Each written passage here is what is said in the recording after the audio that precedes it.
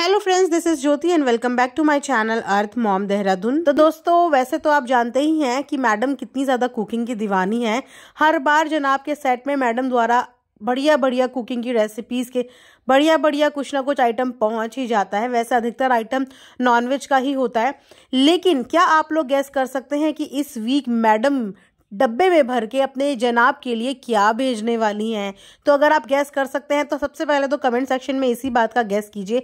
अब देखिए, अगर हम लोग गिनने लगे तो मैडम क्या क्या भेज चुकी है अभी तक सेट में। मैडम लेमन भेज चुकी हैं दो बार। मैडम बिरयानी भेज चुकी हैं, वो भी दो बार। मैडम चिकन सैंडविचेस भेज चुकी हैं, वो एक बार। और उसके अलावा शायद मैं कुछ और भूल रही होंगी, तो आप लोग याद दिला देना। तो अब आप लोग गेस करो कि इस बार मैडम वीकेंड में क्या, वीकेंड में नहीं सॉरी, जनाब का तो मंडे और ट्यूसडे को शायद होता है ना, तो उस दिन मैडम क्या भेजने वाली है। जिसका भी गैस सही लगा, जिसका भी तुक्का सही भिड़ गया दोस्तों, तो उसको मेरी तरफ से एक बेहतरीन गिफ्ट मिलेगा। इसलिए अपना एड्रेस भी ज़रूर दे देना, आपके एड्रेस पे वो गिफ्ट भेज दिया जाएगा। तो अब बात करेंगे हम लोग डब्बा की। जैसे कि आप सब जानते ही हैं कि डब्बा अगेन एक वेडिंग को अटेंड करने के लिए जा रही है।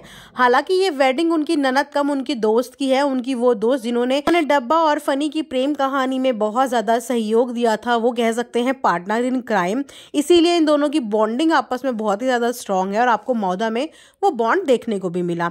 तो वहां पे डब्बा की बेहतरीन शॉपिंग हो चुकी है और उन्होंने इस बार फनी के सिलेक्ट किए हुए कपड़े लिए हैं, क्योंकि फनी का ये बोलना है कि वो बहुत अच्छी शॉपिंग करवाते हैं, बहुत अच्छा डेकोरेशन करवाते हैं, बहुत अच्छा इंटीरियर करवाते हैं। मतलब टोटल मिला के फनी जो है वो चीज़ें सिलेक्ट करने में माहिर है, यानी कि उनकी चॉइस जो है वो एवन दर्जे की है।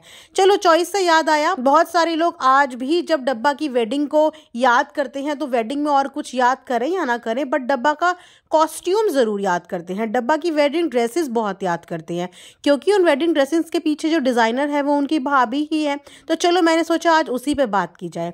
तो आप लोगों को शायद डब्बा की सारी वेडिंग ड्रेसेस याद ही होंगी, और सबसे ज़्यादा फेवरेट ड्रेस आपकी कौन सी थी वो भी बताना। वैसे मैं बताऊं, मेरी फेवरेट ड्रेस थी वो पर्पल रिसेप्शन वाली। इसके बारे में भी बताएंगे, लेकिन उससे पहले बाकी की ड्रेसेस के बारे में बात करते हैं। तो इनकी भाभी ने दिलो जान से, बड़ी मोहब्बत से, बड़े प्यार से फैब्रिक ला के भगवान कलेक्शन में जा के मैचिंग गोटा, matching fabric, matching less, less पे लेस और लेस पे लेस, इतनी लेस कि उन्होंने अपने खुद के लहंगे भी पूरे लेस से भर दिए और डब्बा के लहंगे भी लेस से भर दिए। लेकिन फिर भी अगर कंपेयर करें डब्बा जो अब पहन के जाती है कपड़े, उससे तो बेहतर ही इनकी शादी में इन्हें पहने हुए में हमने देखा था। और अगर डब्बा की मैं आज ऐसे ही वेडिंग व्लॉग्स देख रही थी, वेडिंग व्लॉग्स देखने के बाद मैंने सोचा चलो आज की व्लॉग के साथ डब्बा का कंपेयर करते हैं, क्योंकि डब्बा अभी भी काफ़ी ज़्यादा वेडिंग अटेंड करती हुई नज़र तो आती हैं।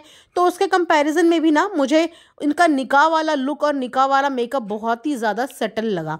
तो मैंने सोचा जब इतना सेटल मेकअप, इतनी तो खूबसूरत डब्बा है नहीं, लेकिन मेकअप की वजह से वो अच्छी लग रही थी। कपड़े भी कुछ ऐसा बुरे नहीं थे, वो भी ठीक ठाक ही बने थे। अगर कंपेयर करोगे आप आज के कपड़ों से उसके, तो वो फिर भी बहुत बेटर थे। उसके बाद भी ड्रेसेस के लिए ट्रॉल हुए, तो मैंने सोचा यार क्यों ट्रॉल हुए होंगे, चलो एक छोटा सा कंपैरिजन ही किया जाए। तो कंपैरिजन के तौर पे मैंने डब्बा की कुछ वेडिंग पिक्चर्स और कुछ रिसेप्शन पिक्चर्स सामने रखी। तब मुझे समझ में आया कि भाई साहब ये घोटाला कहाँ पे है, क्यों आखिर मैडम को इतनी ट्रोलिंग का सामना करना पड़ा। तो मैंने जो आइडेंटिफाई किया वो मैं आपको बताती हूँ। तो दोस्तों, कपड़ों में कोई दिक्कत नहीं थी, दोस्तों कपड़ों में कोई दिक्कत नहीं थी। कपड़े अच्छे लग रहे थे, और बोलते हैं कि दुल्हन का उस दिन ग्रेस ही ऐसा होता है कि दुल्हन को तो कुछ भी पहना लो, दुल्हन खूबसूरत ही लगती है। प्रॉब्लम थी डब्बा के मेकअप में। अगर आप डब्बा के रिसेप्शन वाले ड्रेस से या रिसेप्शन वाले मेकअप से कंपेयर करो मौदा वाली ड्रेसेस से, तो आपको फ़र्क बिल्कुल आराम से समझ में आ जाएगा। क्योंकि मौदा में जितने भी ड्रेसेस डब्बा ने पहने थे, कितने भी ओकेजन्स में, जो ओकेजन्स थे, उसमें डब्बा का मेकअप बहुत ही सेटल था। और उन मेकअप्स के पीछे आपको पता है कौन था? उन मेकअप्स के पीछे मैडम की मेकअप आर्टिस्ट और मैडम के ही हेयर ड्रेसर थे, जिन्होंने बहुत सेटल मेकअप किया, क्योंकि उनको इंडस्ट्री में काम करते हुए काफ़ी टाइम हो चुका है और उन्हें पता है कि किस पे किस तरीके का मेकअप सूट करेगा। आजकल चटक भटक मेकअप से ज़्यादा न्यूड शेड्स ज़्यादा चलते हैं, तो उसके अकॉर्डिंग ही उन्होंने मेकअप किया। लेकिन जब रिसेप्शन में डब्बा का मेकअप हुआ तो डब्बा को लोगों ने बैंगन क्यों कहा? मतलब ऐसा नहीं था कि उस ड्रेस में कोई कमी थी, क्योंकि वही सेम ड्रेस आपने अभी सेट पे, जनाब के शो के सेट पे मीनाक्षी मैडम को भी पहने हुए देखा था। क्या आप लोगों को वो कहीं से कहीं तक डब्बा लग रही थी? जबकि उनकी ड्रेस देख के ना सबसे पहले डब्बा का ही ध्यान आया, बट वो कहीं से भी डब्बा नहीं लग रही थी। पूछो क्यों? क्योंकि उनकी आउटफिट के साथ उनका मेकअप बहुत ही अच्छे तरीके से जा रहा था, इतनी एज होने के बावजूद। तो वहाँ पे डब्बा के पर्पल कलर की ड्रेस में कोई भी गड़बड़ नहीं थी। इनफैक्ट पर्पल कलर ट्रेंड में है, आप जानते हैं बहुत सारे सेलिब्रिटीज़ को आपने इन दिनों पर्पल कलर की आउटफिट पहने हुए देखा होगा। बट उस पर्पल कलर के साथ जो चटकता भटकता मेकअप कर दिया गया था ना, उसकी वजह से डब्बा की रिसेप्शन लुक खराब हुई। इस वजह से डब्बा कि रिसेप्शन लुक का खराब होने का सारा जिम्मेदार मैडम को ठहरा दिया गया। लेकिन मैडम की उस चीज़ में कोई भी गलती नहीं थी। मैडम ने ड्रेस अच्छी चूज़ की थी, एक ट्रेंडिंग कलर चूज़ किया था, एक डिफरेंट कलर चूज़ किया था जो आजकल सेलिब्रिटीज़ कैरी करते हैं। बट वहाँ पे डब्बा ने अपना दिमाग लगाया था, क्योंकि डब्बा का जो मेकअप रिसेप्शन वाले दिन हुआ था, वो मेकअप मैडम के मेकअप आर्टिस्ट ने नहीं किया था। वो मेकअप डब्बा के ही कुछ कोलैबोरेशंस वालों ने किया था। जैसे आपने अभी 2-4 दिन पहले वाले व्लॉग में देखा होगा कि जो मेकअप डब्बा का किया, डब्बा को वो मेकअप बहुत अच्छा लगा। लेकिन अपने आप को अच्छा लगने से कुछ नहीं होता। 4 लोग जब तक उस चीज़ की तारीफ ना करें तब तक कोई भी चीज़ कंप्लीट नहीं है बॉस। जब इन्होंने वो मेकअप कराया, इनके अकॉर्डिंग वो मेकअप बहुत ही लाइट था, लेकिन जब उसी मेकअप पे ऑडियंस ने अपने रिएक्शंस दिए तो किसी ने भी उस मेकअप को लाइट नहीं बोला। अपने आप में वो बहुत ही चंकी पंकी और डार्क मेकअप था।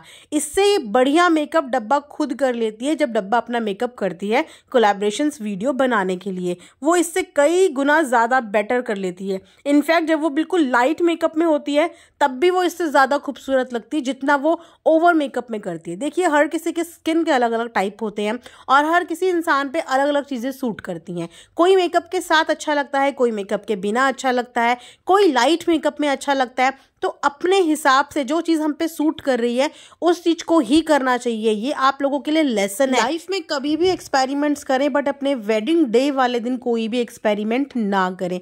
अक्सर हम लोग सोचते हैं कि हमें वेडिंग में डिफरेंट बनना है, डिफरेंट चीज़ें ट्राई करनी है, और उस डिफरेंट चीज़ें ट्राई करने के चक्कर में हम खूबसूरत लगने की जगह ऑर्डिनरी से भी बदतर लगने लगते हैं।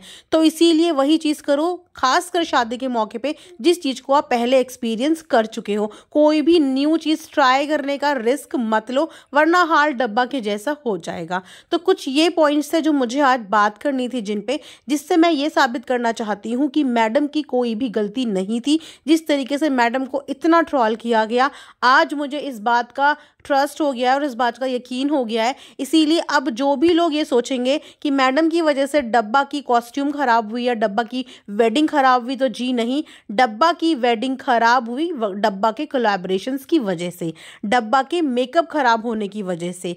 कपड़े अच्छे लगते हैं अगर आप उसके साथ एक अच्छा सा सेटल मेकअप करके जाइए, तो हर कपड़े अच्छे लगते हैं अगर आप उनको ढंग से कैरी करके रखिए। डब्बा के मौधा में ड्रेस बहुत अच्छे से कैरी थी, उसका दुपट्टा बहुत अच्छे तरीके से सेटल करके का पिनअप करके रखा हुआ था, इसीलिए वो वहाँ पे फिर भी रिसेप्शन से बेहतर लगी। लेकिन रिसेप्शन में उसका जो नमूना बना, मुझे लगता है वो हिस्ट्री में हमेशा याद रखा जाएगा। और जब जब कोई पर्पल कलर देखेगा तो उसको और कोई याद आए ना आए, पर डब्बा का चेहरा ज़रूर याद आएगा। तो ये था मेरा आज का एक वीडियो। आई होप आप लोगों को पसंद आया होगा। वीडियो की शुरुआत में मैंने आपसे जो क्वेश्चन पूछा है वो क्वेश्चन ज़रूर कमेंट सेक्शन में देना, और जो भी इस चीज़ में जीता मैं डेफिनेटली उसको अपनी साइड से एक गिफ्ट ज़रूर दूंगी। Thanks for watching earth mom Dehradun.